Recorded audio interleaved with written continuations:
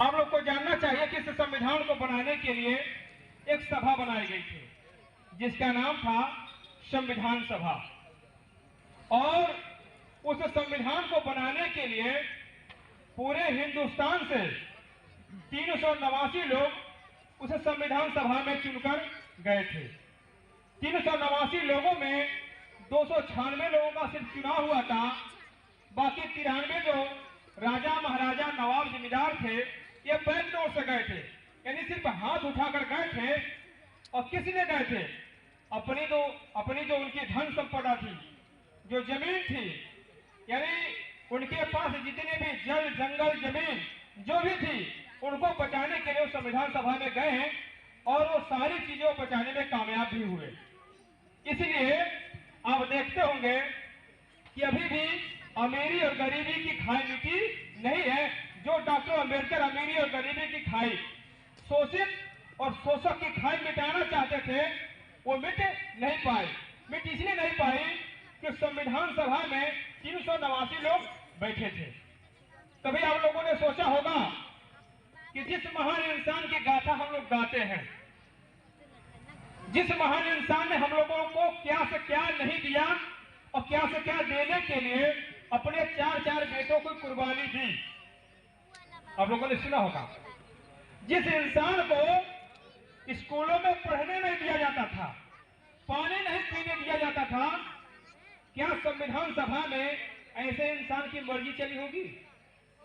यह सोचनीय विषय है। इस पर आप लोग एक बार विचार जरूर करिए। और अगर विचार आप नहीं करेंगे तो मेरे साथियों, आपको जो भी चीज मिला हुआ है ना, वो भी बहुत जल्द ही खत्म होने वाला है। आपको विचार करना पड़ेगा कि डॉक्टर अंबेडकर इतने संघर्षों के बाद, अपने 4 बेटों को खोने के बाद संविधान सभा में जाकर जो दिए उसको तो हम बचा ही नहीं पा रहे हैं। और जो मिलना चाहिए था वो तो मिला नहीं। डॉक्टर अंबेडकर चाहते थे किसी देश के जितने भी जल जंगल जमीन कारखाना उद्योग ये जितने हैं सब गरीबों का मालिकाना हक होना चाहिए। क्या ऐसा हुआ? ऐसा हुआ? यहाँ जितने लोग बैठे हैं कोई किसी कंपनी का मालिक है? कंपनी का मालिक कौन है? वही जो पहले हुआ करते थे। तो मेरे साथियों, इस किताब में मैंने हर उस पहलू को लिखने का काम किया है जो डॉक्टर अंबेडकर संविधान सभा में चाहते थे, रखना चाहते थे, लेकिन वो हो नहीं पाया। उनका सपना पूरा नहीं हो पाया। जब इस किताब को आप पढ़ेंगे तो आप सोचने पर मजबूर हो जाएंगे कि डाल नहीं हो पाया, वो सपना पूरा करने की जिम्मेदारी किसकी है? यहाँ पे बैठे सभी साथियों की है। तो आपको संकल्प लेना पड़ेगा।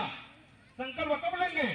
जब आप पढ़ेंगे कि डॉक्टर अंबेडकर के वो कौन से सपने हैं, डॉक्टर अंबेडकर का वो कौन सा मिशन है, डॉक्टर अंबेडकर की वो कौन सी बातें हैं, डॉक्टर अंबेडकर क्या चाहते थे और संविधान सभा में कितना अपनी बात रख पाए और इस संविधान में कौन से प्रावधान दे पाए और कौन से प्रावधान नहीं दे पाए।